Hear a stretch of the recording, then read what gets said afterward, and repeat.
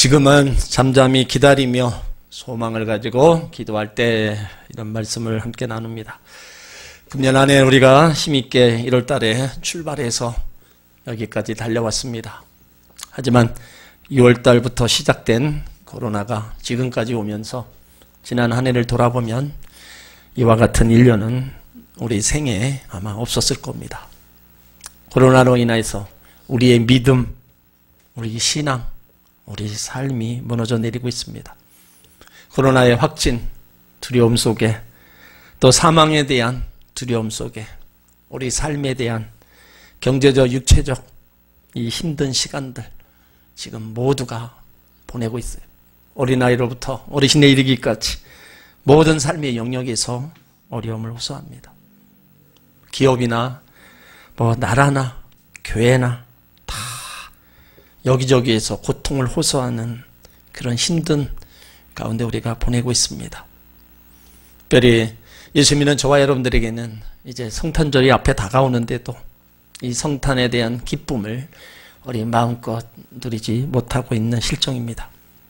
사람들을 만나는 기쁨, 일상에서 얻었던 지난날의 모든 것들을 하나하나 되돌아보면 그 일상의 삶이 얼마나 행복이었고 하나님 주신 은혜였던가를 우리는 기억하게 됩니다.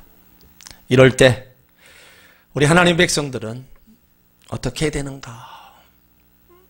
믿지 않는 사람과 똑같이 계속 나라를 원망하고 코로나를 원망하면서 환경을 원망하고 사람을 원망하면서 아무것도 안 하고 그냥 낙심하고 있어야 되는가?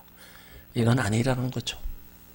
이럴수록 하나님의 자녀들은 더 믿지 않는 사람들 그 이상으로 우리는 하나님을 찾고 또 하나님을 향한 부르짖음이 있어야 될 줄 믿습니다. 성경에 보면 참 많은 고난의 역사를 있었음을 또 볼 수 있습니다. BC 6세기경 유다 백성들은요 더 참담한 재난을 경험하고 살았어요. 유다 백성들이 당한 재난은요 아주 처참했습니다. BC 586년 유다왕 시드기야 때 예루살렘이 바벨론의 군대에 의해 이제 멸망을 당합니다. 바벨론은 당시 메소포타미아의 제국 주변에서 일어난 그 세력으로 인해서 이제 예루살렘이 침략을 당해요. 그때 바벨론 왕 느부갓네살이 군대를 이끌고 예루살렘 성을 약 3년 동안 포위하고 있다가 점령합니다. 성문을 부수고 성벽을 파괴하고 성전의 보물들을 다 약탈해 가요. 또 성전과 왕궁 다 불태우고 수많은 사람들을 죽이고 지도자들을 사로잡아 갑니다. 시드기야 왕은요 보는 앞에서 아들들을 죽입니다. 두 눈을 빼서 노사슬에 묶고 끌고 갑니다. 그런 가운데 예루살렘에는 전염병이 돌고 심한 기근으로 인해 더 계속 어려움을 해요.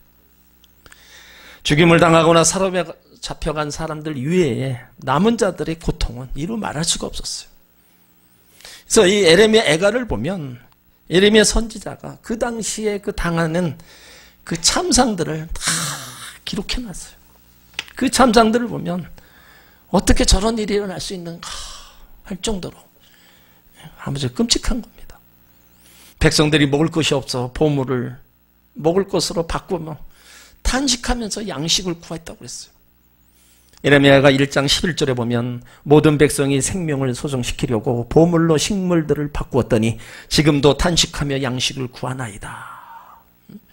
예루살렘 백성이 멸망 직전에 먹을 것이 없었어요. 그러니까 생명을 유지하기 위해서 자기들이 갖고 있던 각종 보물들을 양식을 사는데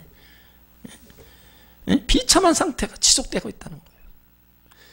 에레미야가 1장 16절에 보면 그 비참한 상태를 보면서 밤낮으로 눈물이 물같이 흐르고 눈이 눈물로 상했다 이렇게 고백하고 있어요.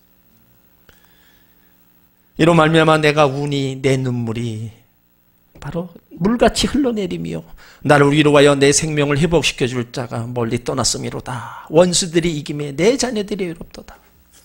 그러니까 예레미야는요 원수들을 하나님이 원수들을 통해 예루살렘을 멸망시켰다는 사실 때문에 눈물을 흘리며 슬퍼하고 있어요.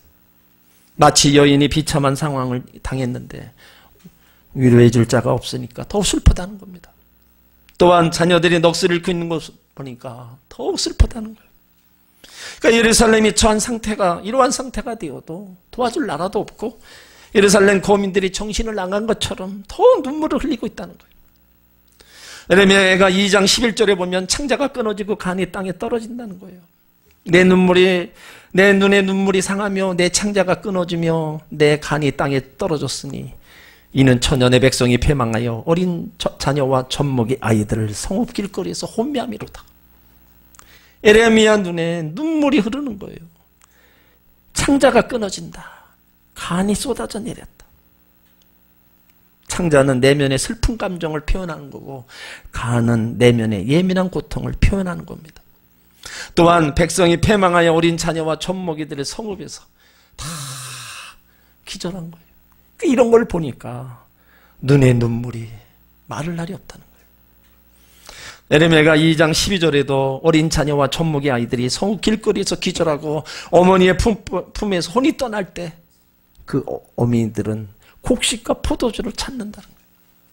자녀들이 죽어가는데 자기들은 곡식과 포도주를 찾는다. 에레미야가 2장 20절에도 하나님이 이제 징벌하여 처참하게 된 백성이 누구냐 이거예요. 에레미야가 하나님께 호소하는 겁니다. 지금 고통당하는 이 사람들이 누구냐? 다름이 아닙니다. 하나님의 백성이라는 거예요. 20절을 보세요. 여호와여 보시옵소서 주께서 누구에게 이같이 행하셨는지요. 여인들이 어찌 자기 열매고 그들이 낳은 아이들을 먹으며 제사장들과 선지자들이 어찌 주의 성소에서 죽임을 당하리까. 여호와여 보시옵소서 주께서 누구에게 행하셨냐 이거예요. 하나님의 택함을 받아 하나님의 복을 받은 백성에게 고통을 당하게 하셨다는 거예요. 여인들이 어찌 자기 열매 그들이 낳은 아이를 먹느냐고 호소합니다. 그러니까 부모들이 굶주림을 견디다 못해 자녀들을 먹는 끔찍한 일이 일어났습니다. 애가 4장 10절에도 딸 내 백성이 멸망할 때 자비로운 부녀들이 자기들의 손으로 자기들의 자녀들을 삶아 먹었도다. 어떻게 이런 일이 일어날 수 있냐. 제사장들이 또 선지자들이 어떻게 주의 성소에서 이렇게 죽임을 당하느냐 호소하는 거예요. 하나님의 종들이 거룩한 성전에서 죽임을 당하는 일이 일어나고 있다. 3장 4절로 이하에도 보면 살이 쇠하고 뼈가 꺾이고 몸이 찢기고 쏘는 화살이 바로 허리에 박힌 것 같다 얘기하는 거예요. 젖먹이가 목말라서 혀가 입천장에 붙고 어린아이들은 떡을 구하나 떼어줄 사람이 없다고 얘기합니다. 4장 4절에 보면 젖먹이가 목말라서 혀가 입천장에 붙었으며 어린아이들이 떡을 구하나 떼어줄 사람이 없도다. 여러분 지금 극한 슬픔과 고통을 당하고 있는 이러한 처절한 환경이에요. 지금 우리가 당하는 이 고통에 비하면 그 당시에 이 참상은요 말할 수가 없었습니다. 자 그러면 이와 같은 참상이 왜 왔느냐 이거예요. 하나님이 아무 이유 없이 그 백성을 그 사랑하는 백성들을 징계하십니까? 아니에요. 그렇게까지 되는 데는 분명히 이유가 있었다는 거예요. 유다 백성은요 하나님과 맺은 언약을 다 버렸어요. 하나님께 범죄하면서 우상 숭배하고 안식일을 범합니다. 그때마다 하나님은 선지자를 보내서 책망합니다. 심판을 경고해요. 하나님의 뜻을 계속 거스리는 거, 죄의 길을 계속 걷는 거는요 재앙의 늪에 빠지는 것 같습니다. 그렇게 책망하고 심판이 있다 경고하는데도 그들은 돌아오지 않았습니다. 하나님은 그래도 회개시켜서 돌아오게 하려고 채찍을 가했는데 그마저도 돌아오지 않는다는 거예요. 당시 세계 패권을 가졌던 바벨론 제국의 군대가 주변국들을 침략하며 세력을 확장해 나갑니다. 하나님은요 그들이 유다를 침략해서 예루살렘을 멸망시킬 것을 허락했어요. 그러니까 유다 백성을 바벨론의 군대 정복욕에 이용한 징계였다는 거죠.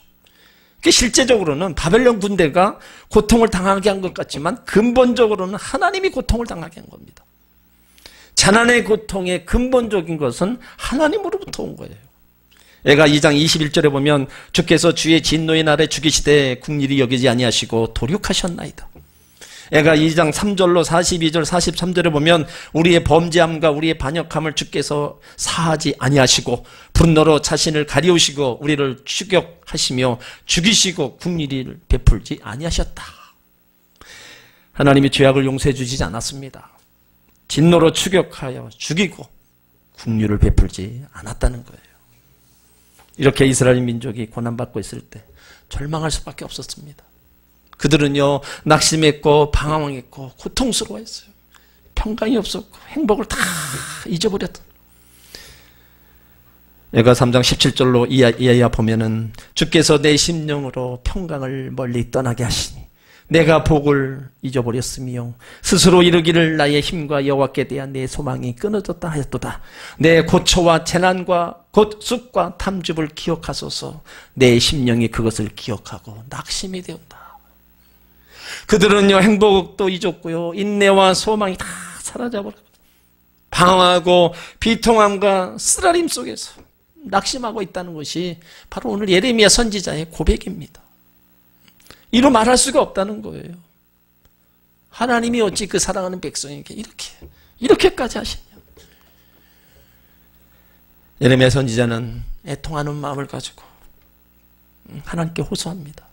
그러다가 오늘 21절에 이제 낙심하는 가운데 내게 소망이 있다고 고백을 하고 있어요. 21절로 23절을 보세요.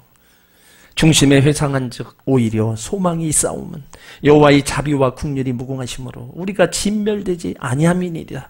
이것이 아침마다 새로우니 주의 성실이 크도소이다. 에레미야가 절망 가운데 발견한 소망이 있습니다. 현실은 뭐예요? 하나님께로부터 아무것도 내려오지도 않았어요. 하나님이 주시는 축복도 사라지고 하나님으로부터 얻을 것은 하나도 없습니다. 이러한 가운데 그래도 하나님께 소망을 둔다는 거예요. 여러분, 하나님께 소망을 두는 것과 하나님께서 나를 위해 어떤 것을 해주실 것을 소망하는 것은 다른 겁니다. 우리는 항상 우리의 소망은 뭐였어요? 하나님께서 해주실 것을 기대하는 거였잖아요. 그런데 이러한 소망은요, 고난 속에서 예기치 않는 상황 속에서 절망으로 변해버릴 수밖에 없습니다. 하나님께서 나에게 무엇인가 해주실 것을 기대하는 소망으로는요, 이 세상을 이길 수 없는 겁니다. 왜요? 기대하는 것을 해주시면 문제가 되지 않아요. 근데 내가 기대하는 것을 해주시지 않으면 낙심할 수밖에 없는 겁니다. 여기 예레미야가 발견한 소망은요, 고난을 이길 수 있는 소망, 고난을 통과할 수 있는 소망, 고난 속에서 절망에 빠지지 않는 소망이라는 거예요.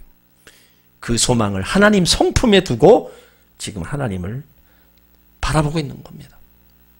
그렇다면 예레미야가 소망을 발견했다면 저와 여러분도 마찬가지입니다. 이 소망을 발견해야 된다는 겁니다. 참 소망은 예수 그리스도 안에 있습니다. 예수님이 우리의 소망의 주님이십니다. 예수님을 만난 모든 사람들은 다 소망 있는 사람으로 변화됐어요. 예수님은요, 사람을 만날 때마다 거짓된 위로를 하지 않았습니다.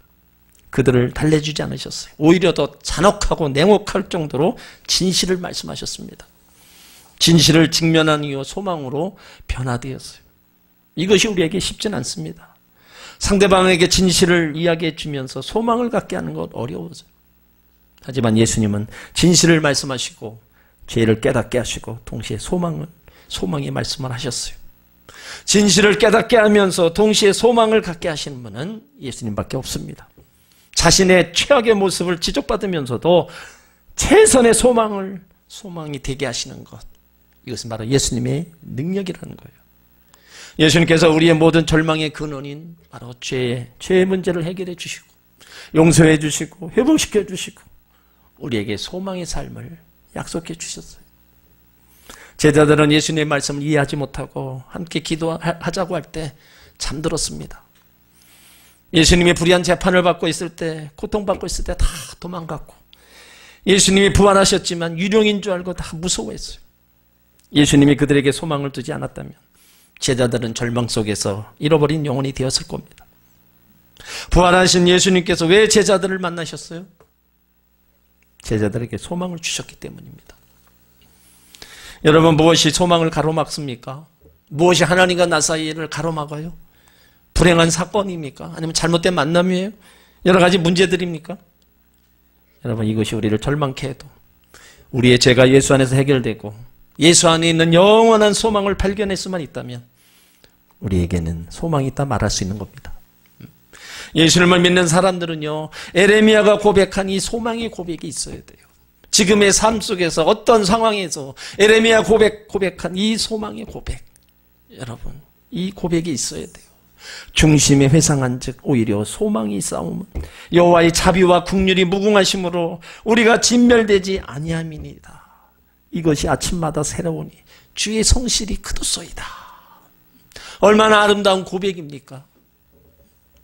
이와 같은 고백을 우리도 하는 믿음의 자녀들이 되어야 될 줄 믿습니다.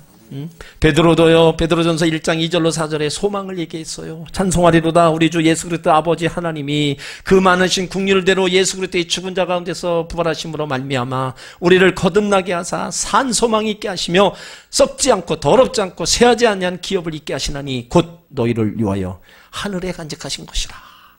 베드로는요, 산 소망, 살아있는 소망을 얘기했어요. 거듭난 성도들에게는요, 새 생명을 가지고 살아가는 바로 소망이 있다는 겁니다. 우리 인생은요, 방황하는 나가는 게 아닙니다. 거룩한 목적이 있는 순례자들이, 그 순례자들에게는 소망이 있다는 겁니다. 우리는 이 땅에 목적지를 둔 인생들이 아니잖아요. 우리는 돌아갈 곳이 있는 사람들입니다. 우리는 하늘에 영원히 썩지 않고 더러워지지 않는 그 유업이 예비된 하늘의 순례자라는 거예요. 하나님께서 우리에게 예비하신 것을 바라보는 것이 바로 구원받은 자의 삶인 것입니다. 그러므로 이 땅의 모든 것이 끊어질지라도 끊어지지 않는 하늘의 유업이 우리 가운데 존재하는 것을 믿으시길 바랍니다. 로마서 8장 24절에 우리가 소망으로 구원을 얻었음에 보이는 소망이 아니니 보는 것을 누가 바라리요? 만일 우리가 보지 못하는 것을 바라면 참음으로 기다릴지니라. 소망으로 구원을 얻었다 고백했어요. 자, 믿음으로 구원받았다고 해야지 왜 소망으로 구원을 얻었다고 했을까요? 소망은요, 미래에 대한 믿음입니다.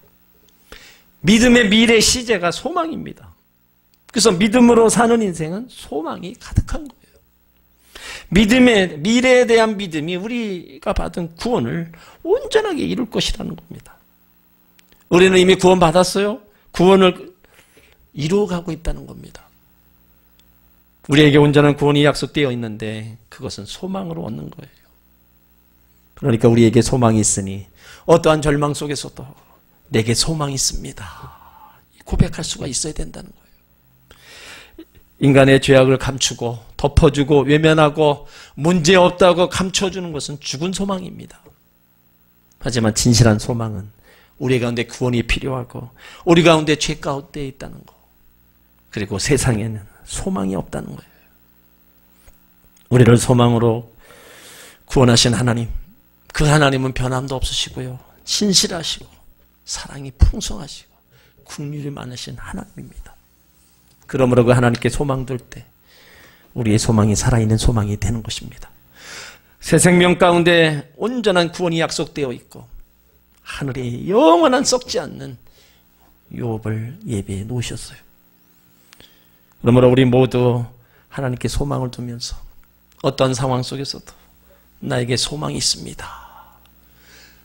지금 죽어가도, 지금 다 모든 것이 떠나도 나에게 소망이 있습니다라고 고백하는 여러분들 되시길 주의 이름으로 축원합니다. 에레미야는 이제 하나님께 소망을 두고 구원의 때를 기다렸어요. 오늘 3장 24절로 25절을 보면 내 심령에 이르기를 여호와는 나의 기업이시니 그러므로 내가 저를 바라리라 하도다. 무릇 기다리는 자에게 구하는 영혼에게 여호와께서 선을 베푸시는도다. 에레미야는 유다 백성에게 하나님이 재난 가운데 구원해 주시기를 바라고 잠잠히 기다림이 좋다 또 이렇게 얘기했어요. 26절에 보면 사람이 여호와의 구원을 바라고 잠잠히 기다림이 좋도다. 구원은 뭡니까? 고통에서의 구원인 것입니다. 잠잠히 기다림이 좋도다. 하나님이 구해 주시기를 바라고 구해 주실 때까지 조용히 기다리라는 거예요. 하나님이 구해 주실 때 그때를 소망하며 인내하라는 거예요. 자기 힘으로 고통을 벗어나려는 것이 아닙니다. 하나님께 소망 두고 하나님이 구해 주실 것을 바라라는 거예요. 그 근거가 바로 하나님의 성품에 뒀어요. 22절에 여호와의 인자와 긍휼이 무궁하심으로 우리를 진멸하지 아니함이니이다. 인자하심, 하나님이 자기 백성에게 가지신 절대적인 사랑입니다. 긍휼은 하나님이 자기 백성을 대하는 관대함이에요. 하나님의 범죄함으로 우리가 징계를 고통스럽긴 하지만 그의 절대적인 사랑에 의해 긍휼을 베풀어 주신다는 겁니다. 사랑에 의한 연민을 가지고 치킨히 여기고 불쌍히 여기고 관대하게 대해주시겠다는 거예요. 아주 망하도록 내버려 두지 않는다는 겁니다. 하나님은요, 하나님의 본심은요, 우리가 고생하는 게 아니라고 얘기하잖아요. 에레미야가 3장 33절을 보세요. 주께서 인생으로 고생하게 하시며 근심하게 하시면 본심이 아니다. 하나님 마음을 볼 수 있잖아요. 우리가 고생하고 근심하게 하는 거 하나님이 원하는 게 아니라는 거예요. 우리가 회개해서 바로 세워지고 복받게 하는 거, 이게 하나님의 본심입니다. 이런 하나님의 마음을 우리가 안다면 고생은 하더라도 아주 망하게 내버려 두지 않는다는 거예요. 그 백성의 그 아픔을 보고 계시지만 여러분 완전히 망하게 만들어주지 않는다. 그러므로 이런 하나님의 마음을 알고 하나님의 본심을 알고요, 우리가 해야 될 게 뭡니까? 우리는 기다리면서 또 인내하며 기다려야 된다는 거예요. 인내를 할 때 그냥 조금하고 마는 게 아닙니다. 온전히 이루어야 된다는 거예요. 야고보 1장 4절에 보면 인내를 온전히 이루라. 이는 너희를 온전하고 구비하여 조금 더 부족함이 없게 하여 합니다. 야고보 5장 11절에 보라, 인내하는 자를 우리가 복되다 하나니 너희가 욥의 인내를 들었고 주께서 그 주신 결말을 보았거니와 주는 가장 자비하시고 긍휼히 여기시는 자니라. 성경에서 우리가 욥을 보면 어떻게 사람이 저런 고난을 당할까? 하지만 그는 온전한 인내를 이루어서 그 결말이 하나님이 주신 갑절의 복을 받아 누렸다는 거예요. 그러므로 우리도 여러 가지 일어나는 일 앞에 인내를 하려면 하나님이 그 끝을 아름답게 만들어 주실 때까지 우리가 인내하며 하나님 앞에 있어야 된다는 거예요. 요즘 사람들이 잘못하는 것 중에 하나가 참고 기다리는 거, 이걸 참 못해요. 과학 문명이 발달하고 스피드 시대가 되면서 인내심이 점점 줄어들고 있습니다. 현대인들이 생활 습관을 관찰해서 통계한 걸 보면 교통신호가 바뀌고 나서 0.5초가 지났는데도 차가 출발하지 않으면 운전사는 짜증을 내고 경적을 울려댄다는 거예요. 그러니까 빨리 가라 이거죠. 엘리베이터를 기다리는데 3분 넘기면 걸어서 올라간다는 거예요. 택시를 기다리는데도 5분 이상 안 기다립니다. 그 이상을 기다리면 절반은 다 다른 방법을 통해서 나간다는 거예요. 모두가 다 급해졌어요. 우리 하나님의 자녀들도 성급하기는 마찬가지입니다.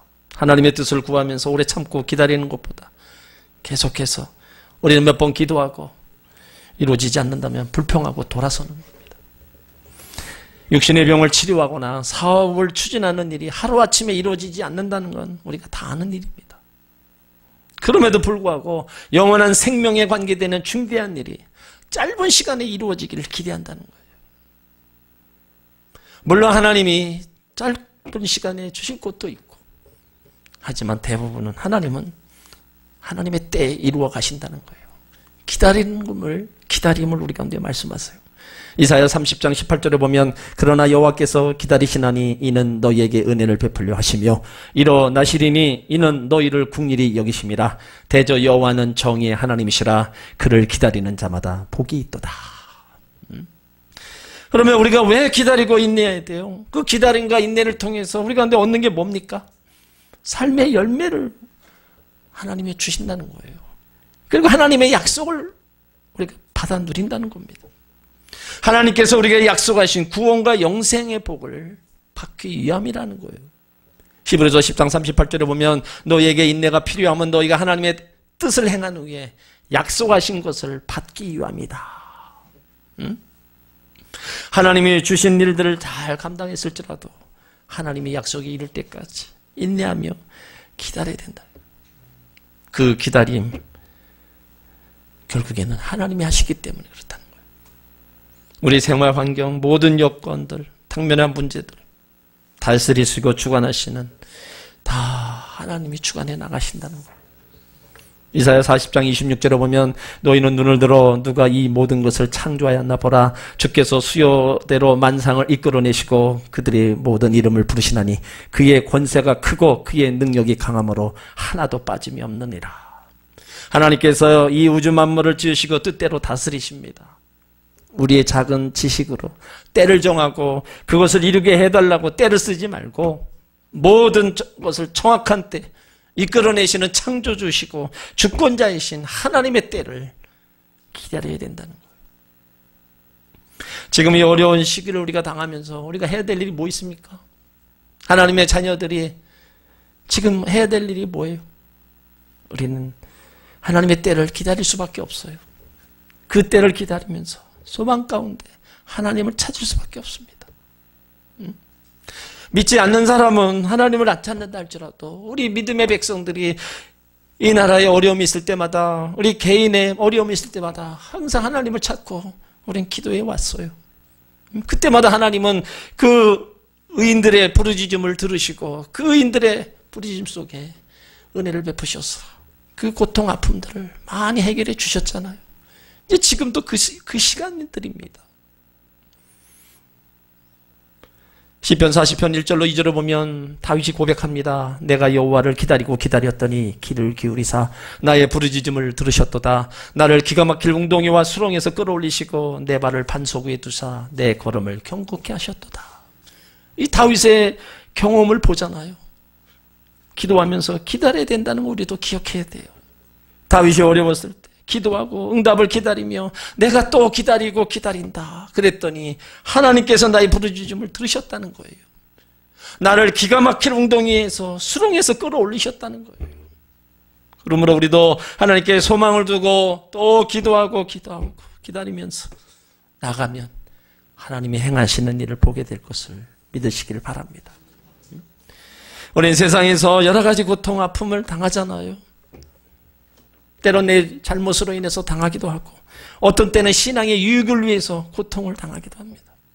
그때마다 우리는요 낙심하고 실망해서는 안 돼요. 어쨌든 우리는 하나님을 찾아야 돼요. 하나님이 듣고 또 들으실 것을 믿고 어떤 응답하실지 큰 기대를 가지고 우리가 하나님을 찾아야 된다는 겁니다. 그리하면 하나님께서 우리 기도를 들으시고 모든 상황에서 구원하실 거예요. 우리가 그 상황 속에서 기도할 때 구원해 주신 하나님의 은혜를 체험하게 될 줄 믿습니다. 오늘 예레미야는요 스스로 소망이 끊어졌다 생각했어요. 그런 가운데도 하나님께 소망을 두고 하나님이 구원해 주시기를 기다리며 지금 기도하고 있잖아요.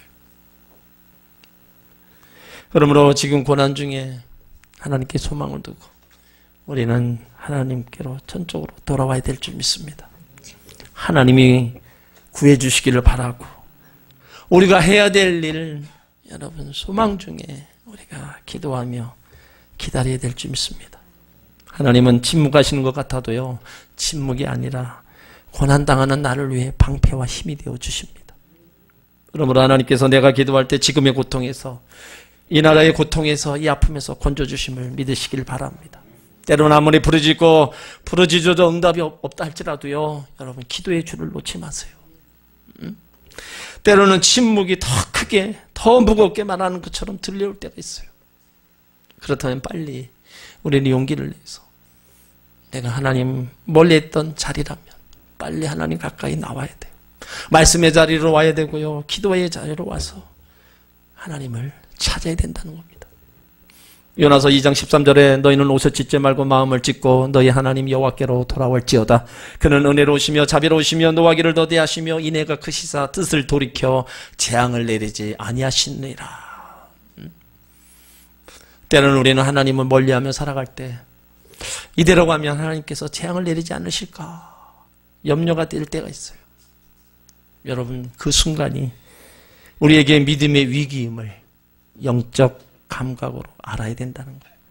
사업의 위기, 직장의 위기, 가정의 위기, 개인 심령의 위기로 우리가 자각해야 됩니다. 하나님은 요나를 통해서 니느웨 성을 멸망을 선포했죠. 이 경고를 듣고 니느웨 사람들이 한 게 뭐예요? 왕부터 신하들, 백성, 가축까지 금식하면서 회개의 자리로 나왔을 때 하나님이 심판을, 그 재앙을 거둬주셨어요. 요나 3장 10절에 보면 하나님이 그들이 행한 것, 곧 그 악한 길에서 돌이켜 떠난 것을 보시고 하나님이 뜻을 돌이키사 그들에게 내리리라고 말씀하신 재앙을 내리지 아니하셨다. 이 땅의 어려움, 우리 개인의 어려움, 하나님 여기에서 그것이 우리가 하나님을 멀리하고 죄악의 삶의 결과라면 우리는 빨리 하나님 앞에 돌아와야 된다는 겁니다. 어쨌든 우리가 우리 죄를 용서하고 구원하며 그 하나님의 구원의 빗줄기가 바라고 우리 가운데 임하게 해야 된다는 거예요. 우리를 끝까지 사랑하신 하나님의 긍휼로 인해 우리는 거기에서 빨리 우리가 건진받도록 우리가 더 하나님을 찾아야 될 줄 믿습니다. 이제 우리는요, 세상이 행하던 삶의 태도를 바꿔야 돼요. 하나님이 심각하게 여기는 거거든요. 나도 심각하게 생각해야 돼요. 하나님이 문제로 여기는 거예요. 나도 문제로 여기면서 하나님께 돌아와야 됩니다. 우리는 코로나를 계속 핑계댈 수밖에 없어요.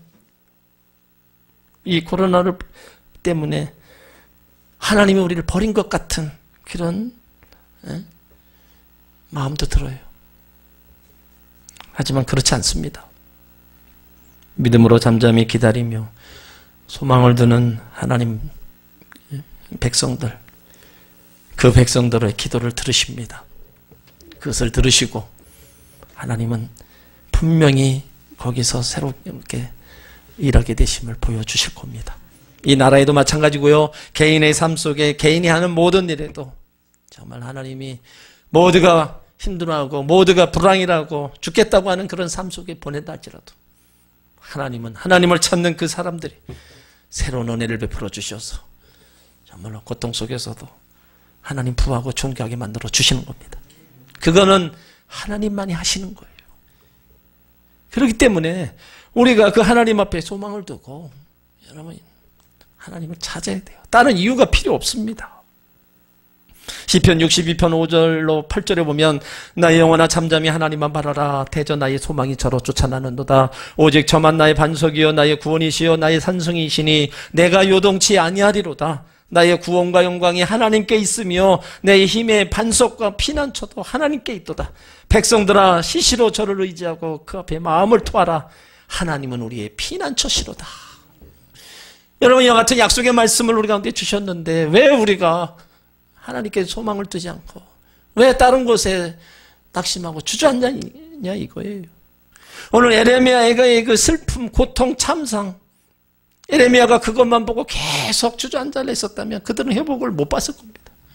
하지만 그 가운데서도 그래도 하나님이 그래도 여기서 우리를 건지실 분이다. 거기다 소망을 두니까 하나님이 때가 되었을 때 그들을 다 회복시켜 주셨잖아요. 그럼 우리의 지금의 현재 처한 모든 상황, 이 나라의 우리 개인의 모든 현재 처한 상황에서 정말로 우리가 도움을 구하고 소망을 가져야 될 곳이 어디 있겠어요? 다 죽어간다고, 다 힘들다고, 다 지금 그러고 있는데 하나님만이 우리의 소망이요, 우리 도움자이심을 우리가 알아야 된다는 겁니다. 우리가 기다린다는 거요, 우리가 소망한다는 건요, 체념이 아닙니다. 포기가 아니에요. 기다림과 소망과 기도는요, 하나님의 구원을 경험할 준비입니다. 하나님의 섭리를 경험할 준비예요. 기다림과 소망과 기도는요, 하나님의 일하심을 우리 가운데 보여주실 그 날을 우리 가운데 다가오는 겁니다. 여러 가지 주어진 환경 속에 여러분, 절대 하나님의 백성들은 위를 봐야지 땅을 보면 한숨과 탄식이 흘러나올 수밖에 없어요. 위를 보고 또 위를 봐서 나의 영혼은 소망이신 그 주님, 나의 피난처이신 그 주님, 그 주님 앞에 우리가 올인해 나가면 하나님이 일하심과 역사하심을 분명히 보여주실 줄 믿습니다. 처절한 환경, 그 아픔 속에서도 하나님을 볼 수 있다. 하나님을 찾을 수 있다. 이런 에레미야 선지자의 이런 아름다운 모습, 우리도 얼마든지 에레미야 선지자처럼 하나님을 찾을 수 있고 하나님을 볼 수 있는, 하나님을 부를 수 있는 믿음의 사람들입니다. 그렇다면 그것을 그냥 다 묻어두고 그냥 덮어두지 마시고 다시 깨어 일어나서 주님을 바라보고 찾으시기 바랍니다. 그러면 인자와 긍휼이 무궁하신 하나님, 우리를 진멸하지 아니하실 하나님의 그 은혜가 이 나라의 우리 성도님들의 삶 속에도 임하게 될 줄 믿습니다. 기도합니다. 하나님, 오늘 이스라엘의 참상을 봅니다. 먹을 것이 없어서 자식을 삶아 먹고